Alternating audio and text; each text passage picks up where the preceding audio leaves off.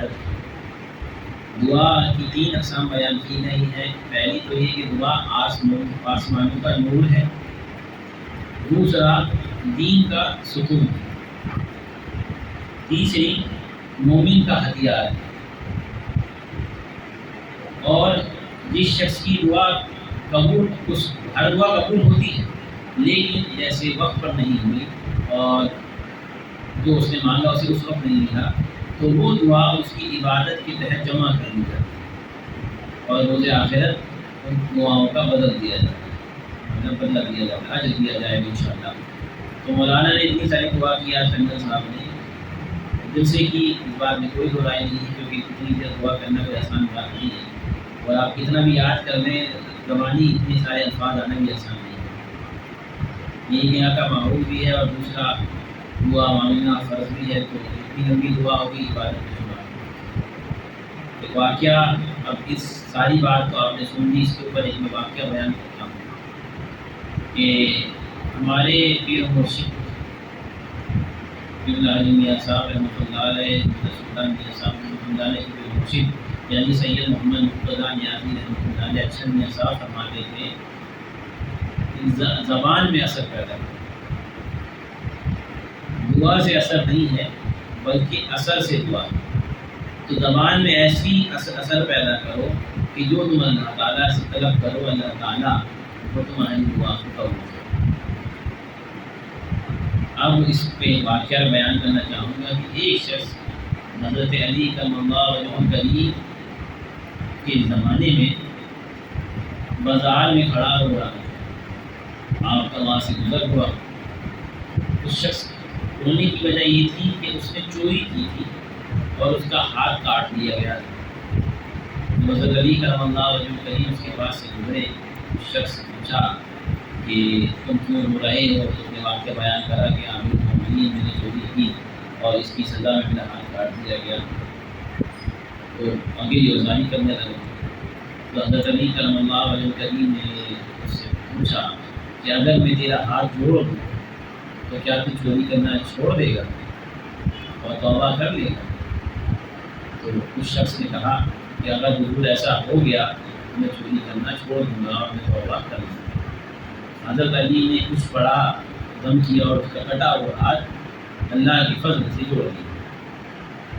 اب اس شخص ہاتھ جوڑنے کے بعد خوش بھی ہوا اور شکر گزار بھی ہوا حضرت علی کا، اور حضرت علی سے پوچھا کہ یا امیر المومنین، یہ آپ نے کیا چیز ایسی پڑھی تھی جو میرا ہاتھ آپ نے جوڑ دیا؟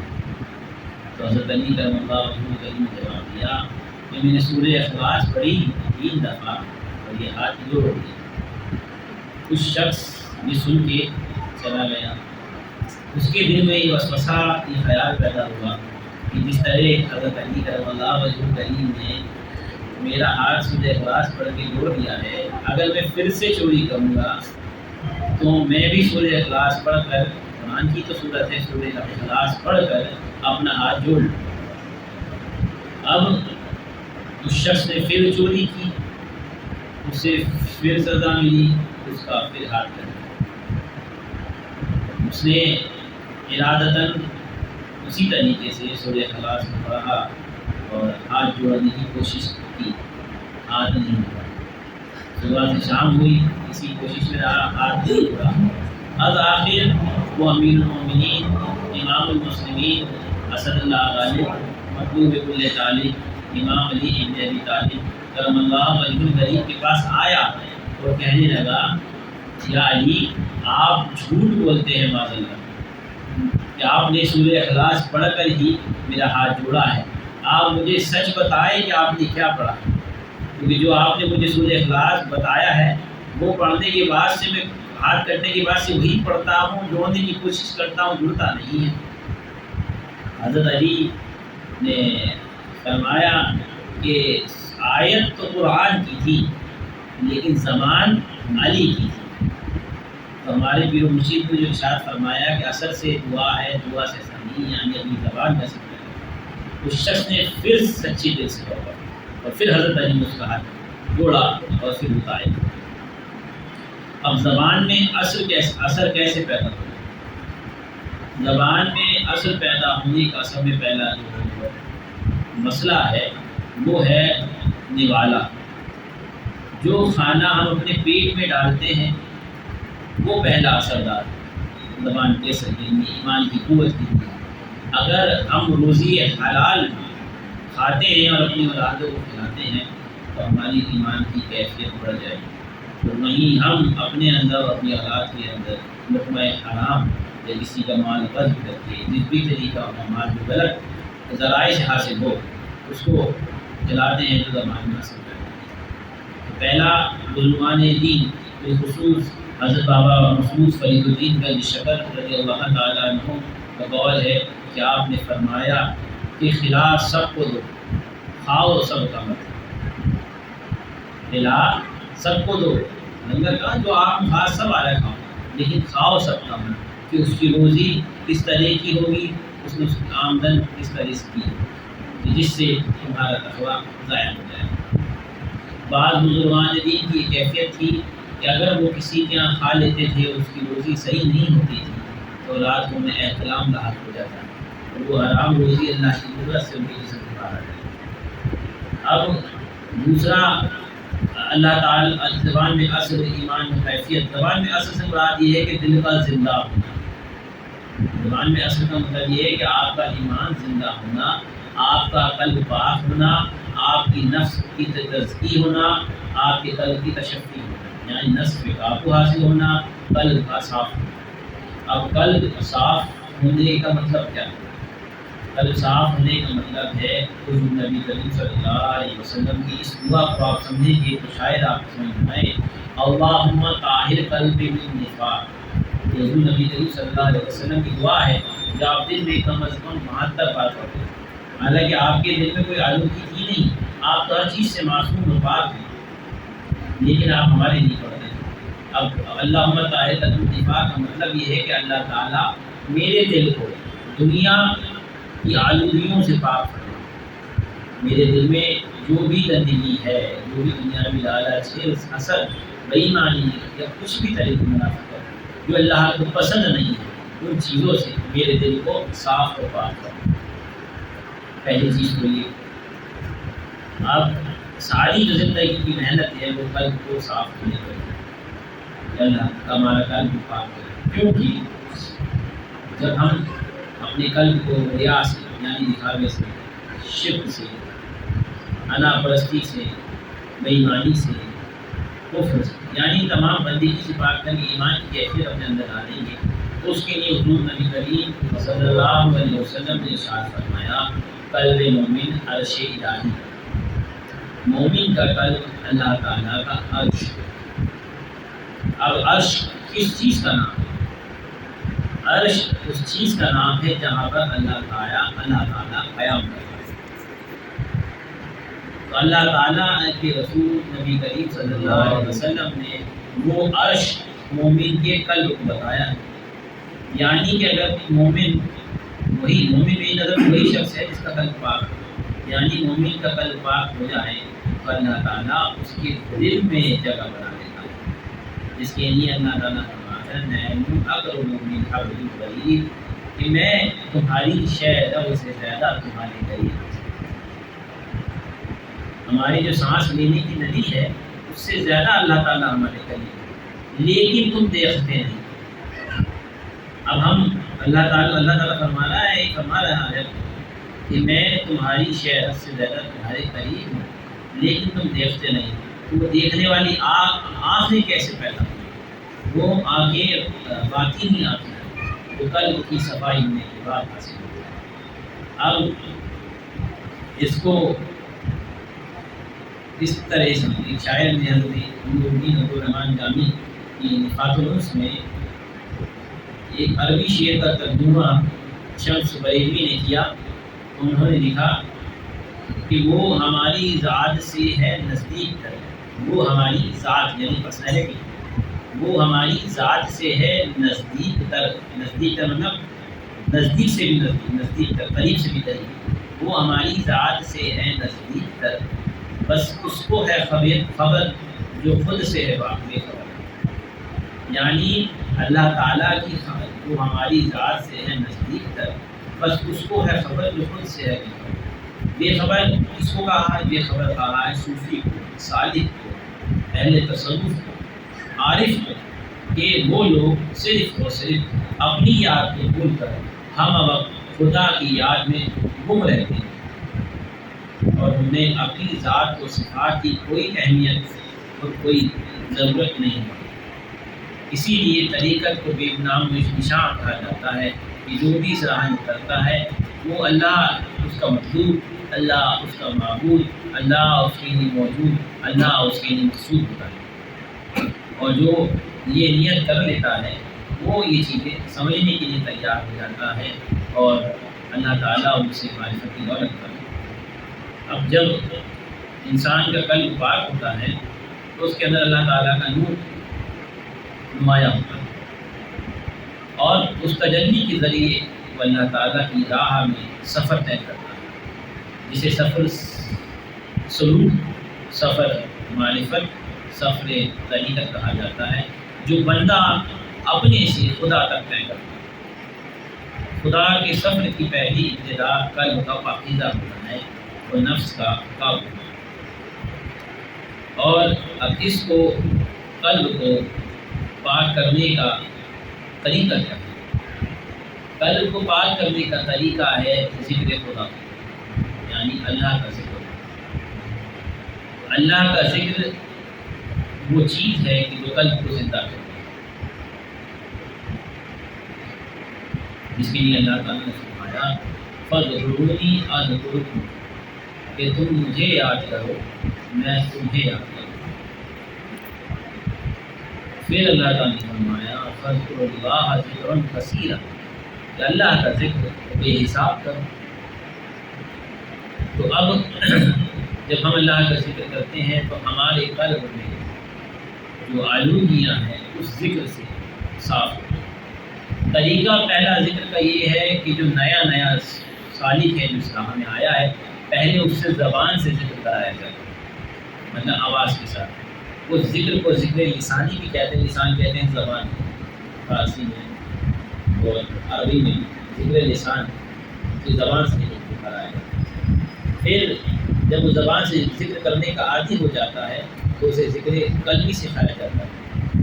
ذکر قلبی یہ کہ جس میں قلب ذکر کرتا ہے، زبان نہیں ذکر کرتا ہے، یعنی آپ بند کر کے اپنے دل پہ رجوع کر کے اپنے دل پہ نظر رکھ کر دل سے کہا جائے کہ وہ یہ پڑھے۔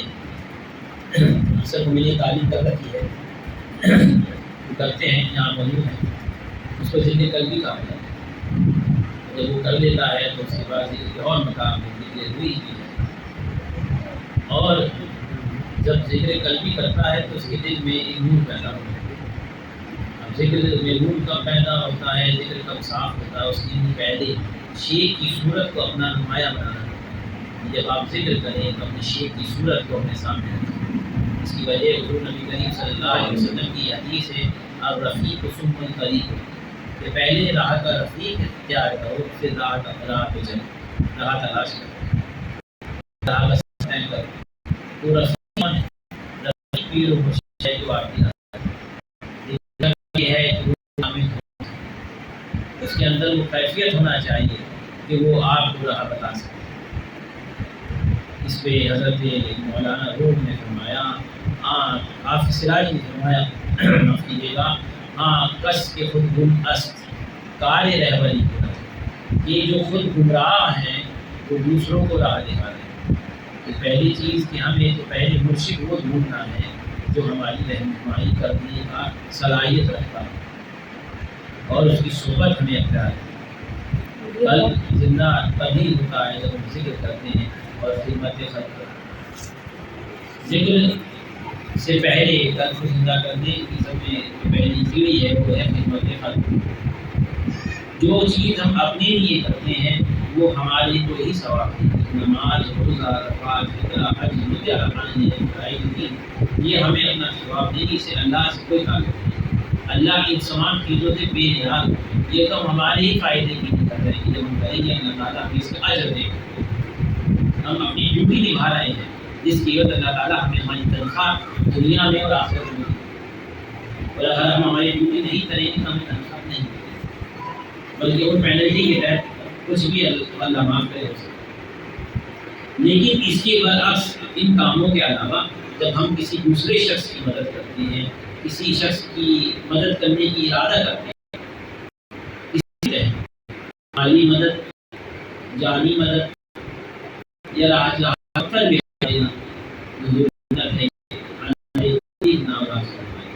جب یہ کام ہم دوسروں کے لیے کرتے ہیں تو یہ کام خدا فرماتا ہے کہ جو تم کام تمہارے لیے کرتے ہو تمہارے لیے ہے، لیکن جو کام تم دوسروں کے لیے کرتے ہو وہ میرے لیے۔ اور سب میں زیادہ اللہ تعالیٰ اس بندے سے راضی ہوتا ہے جو دوسری مخلوق کا خیال۔ سرکار سلطان الہند غنی نواز نے فرمایا کہ 4 گناہ کبیرہ ہیں سلوک میں، طریقت میں 4 گناہ کبیرہ ہیں۔ پہلا، قبرستان میں کھانا پینا، قبرستان کے اندر کھانا پینا پہلا گناہ کبیرہ طریقت میں۔ ویسے شریعت جن گناہ کو گناہ کبیرہ کہہ رہے ہیں وہ گناہ کبیرہ تو ہے ہی، لیکن جب ہم طریقت میں داخل ہیں تو مطلب ہم نے ہماری ذمہ داریاں اور ہمارا رینک اب کر دیا ہے، ہم نے پروموشن حاصل کر دیا، تو جس کی جتنی بڑی پوسٹ ہوگی اس کی ذمہ داریاں بھی اتنی بڑی ہیں۔ تو 4 گناہ کبیرہ۔ پہلا گناہ کبیرہ کہ قبرستان میں کھانا پینا۔ دوسرا گناہ کبیرہ قبرستان میں ہنسنا۔ تیسرا گناہ کبیرہ کہ اللہ کا جب نام لیا جائے تو تمہیں خوف پیدا ہو، تمہارے جسم میں وائبریشن پیدا ہو۔ مطلب بعض اللہ کا جب نام لیا جاتا ہے لوگ کی توجہ ہی نہیں دیتے، آزان ہوتی ہے لوگ توجہ نہیں دیتے، اپنی مستی میں مگن رہتے ہیں۔ اللہ کا نام لیا جا رہا ہے تم توجہ نہیں کر رہی، لیکن کوئی تمہارا نام پکارتا ہے تم کہتے ہو ہاں بھائی بولو کیا ہوگا۔ تو رب العالمین کا جب نام تمہارے سامنے لیا جائے تو تمہیں خوف پیدا ہونا چاہیے، اور اگر تمہیں اللہ کی ذات کی عزت کی اہمیت نہیں ہے تو وہ بھی گناہ کبیرہ۔ کہتے تو ہیں ہم اللہ کے بندے ہیں، لیکن جب اس کا نام لیا جاتا ہے تو اس کی معبودیت کا اور اپنی عبودیت کا خیال نہیں کرتے کہ وہ رب ہے اور ہم بندے ہیں۔ تو اگر یہ خیال تمہیں پیدا نہ ہو تو یہ بھی گناہ کبیرہ۔ اور چوتھا گناہ کبیرہ مخلوق خدا کو پریشان کرنا۔ چوتھا گناہ کبیرہ ہے کہ مخلوق خدا کو پریشان کرنا۔ مخلوق خدا سے مراد جو بھی دنیا میں زندہ چیزیں ہیں انہیں بے وجہ پریشان کرنا، چاہے وہ کیڑا ہو، مکوڑا ہو، چھپکلی ہو۔ وہ بات الگ ہے شریعت نے ان چیزوں کو اجازت دی ہے، جیسے موذی زہریلے جانور ہیں، سانپ ہے، بچھو ہے، زمین میں ہے، لیکن بے وجہ کسی بھی انسان ہو یا جانور ہو کسی بھی طریقے سے اسے پریشان کرنا اپنا ہے۔ اب حضور غنیمت انہوں نے بھی یہ بات بتائی ہے کہ تو میرا کہنا یہ ہے کہ اس واقعے جو 4 مہینے ہو چکا ہے واپس اس کی وجہ یہ بیان کرنا چاہتا ہوں کہ ہمیں اپنا خیال رکھنا ہی اور دوسروں کا بھی رکھنا ہے، لیکن جب ہم دوسروں کا خیال زیادہ رکھیں تو اللہ تعالیٰ ہم سے راضی ہے کہ یہ میرے بندوں کا خیال رکھتا ہے۔ اب میرا یہ فرض ہے، رب العالمین فرمائے گا کہ میرا بندہ، میری یہ ذمہ داری ہے کہ اس کا خیال رکھوں، کہ جس طرح میرے بندوں کا اہمیت دیکھا ہے اسے اہمیت ہے۔ اس لیے سلسلے میں جب آدمی بیعت ہوتا تھا اس سے 1 سال تک، بیعت ہونے سے پہلے، بیعت ہونے کے بعد کی تو بات کی بات ہے، بیعت ہونے سے پہلے ہی اس سے 1 سال خدمت خلق کرائی جاتی ہے۔ اب جب وہ خدمت خلق میں پاس ہو جاتا تھا 1 سال، عوام کی خدمت کر کر، تو پھر اس کے بعد اس سے معاہدہ کرایا جاتا ہے، اور اس کے بعد پھر اسے بیعت کرایا جاتا ہے۔ کہ مطلب کوئلے کو ہیرا بنا دیا جاتا تھا، مرید ہونے سے پہلے ہی تراشنے کا کام جو ہے وہ مرید ہونے کی بات کرتے ہیں۔ اب آپ یہ اندازہ لگاؤ کہ وہ مرید بھی کیسے ہیں کہ جو اپنا پوری زندگی کا وقت اپنے شیخ کی صحبت کرتے، صرف اس لیے نہیں کہ شیخ سے محبت کرتے، بس اس لیے نہیں کہ ان کا شیخ ان کا مقصد ہے، اس لیے نہیں کہ وہ اپنے شیخ کے ساتھ عیش و عشرت کی زندگی یا خانقاہ میں رہ کے ننگا اور نیاز پہ زندگی بسر کرنا چاہتے، بلکہ اس لیے کہ وہ اس کے ذریعے اللہ تعالیٰ کو پانا چاہتے ہیں، اللہ تعالیٰ کی رضا چاہتے ہیں۔ صرف اس لیے ان لوگوں میں یہ جذبہ تھا، یہ دیوانگی تھی کہ وہ اپنی زندگی کو راہ خدا میں اس طریقے سے نظر کر دیتے۔ آج ہم لوگوں میں وہ جذبہ نہیں ہے کہ ہم اللہ تعالیٰ کو پانے کی، یعنی اللہ تک پہنچنے کی، اللہ تعالیٰ کی رضائی حاصل کرنے کی، اللہ تعالیٰ کا قرب حاصل کرنے کی کوشش کریں۔ جتنا ہم میں جذبہ ہے اتنا ہی ہم کام کرتے ہیں، لیکن ہم اس جذبے کو بڑھا کیسے سکتے ہیں؟ بھائی ہم کسی چیز کو پانے کا ارادہ کریں گے تبھی تو اسے پائیں گے۔ بھائی اگر میں چاہوں گا کہ مجھے پانی پینا ہے، مثال سمجھیں، تو اگر وہاں گلاس رکھا ہے اس میں پانی ہے تو مجھے خود جا کے چل کے پینا پڑے گا، کہ میں جاؤں گا اس گلاس کو اٹھاؤں گا اور پی لوں۔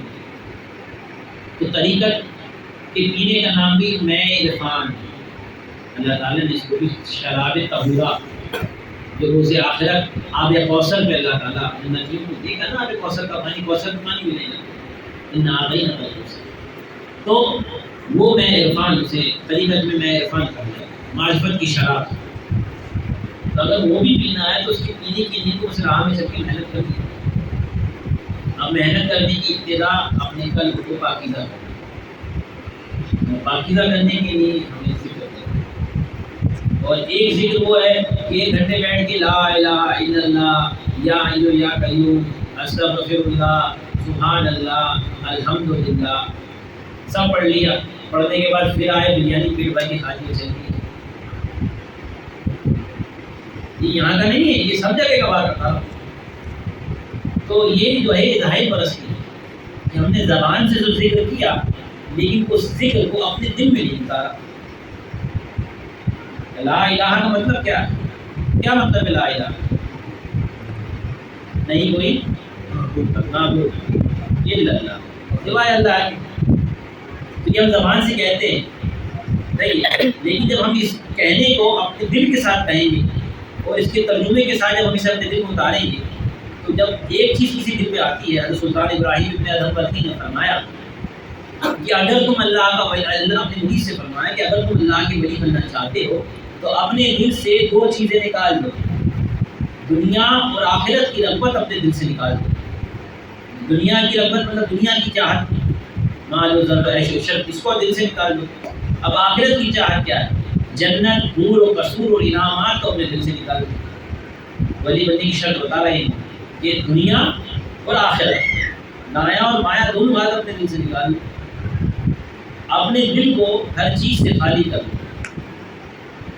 یہ جو بات بتا رہا ہوں یہ بہت ضروری بات ہے، اس کو غور کرنا تو آگے ذہن کی بات سمجھ میں آئی کہ اس کو جو ہے اپنے دل سے نکال دو۔ دنیا اور آخرت کی رغبت اپنے دل سے نکال دو، پہلی چیز نکال دیا۔ اب اپنے دل کو خدا کے لیے خالی کر دو۔ اب دل کے اندر جو بھی خواہشات ہیں نفسانی یا غیر نفسانی، اسے نکال کے باہر کر دو، خالی ہو گیا۔ اگر یہ جگہ کوئی ڈبہ ہے، ایک باکس ہے، اگر وہ بھرا ہوا ہے تو اس میں کوئی چیز آ سکتی ہے۔ اگر اس میں آپ کو کوئی چیز رکھنی ہے تو پرانی چیز کو اس سے نکالنا پڑے گا، اور جب وہ چیز آپ نکالیں گے تو اس میں نئی چیز آئے گی۔ یہی حقیقت ہے نا۔ تو جب آپ اللہ اپنے دل کو خالی کر دیں گے، حضرت سلطان ابراہیم فرماتے ہیں کہ اپنے دل کو خدا کی محبت کے لیے خالی کر دو، یعنی کہ اس کو نکال دو اور اس میں اللہ کی محبت کو بھرنے کا انتظار کرو، کوشش کرو کہ آپ خالی کر دی، اب اس میں خدا کی محبت بھرنے کی کوشش کرو۔ یہ ان کا جملہ نہیں ہے لیکن آپ کو سمجھانے کے لیے بتا رہا ہوں۔ ان کا جملہ تو یہ ہے کہ اپنے دل سے دنیا اور آخرت کی رغبت نکال دو، اپنے دل کو خدا کی محبت کے لیے خالی کرو، اور اس میں خدا اور اپنے دل کو، آخری جملہ، اور اپنے دل کو خدا کی طرف رجوع کرو۔ رجوع سمجھتے ہیں؟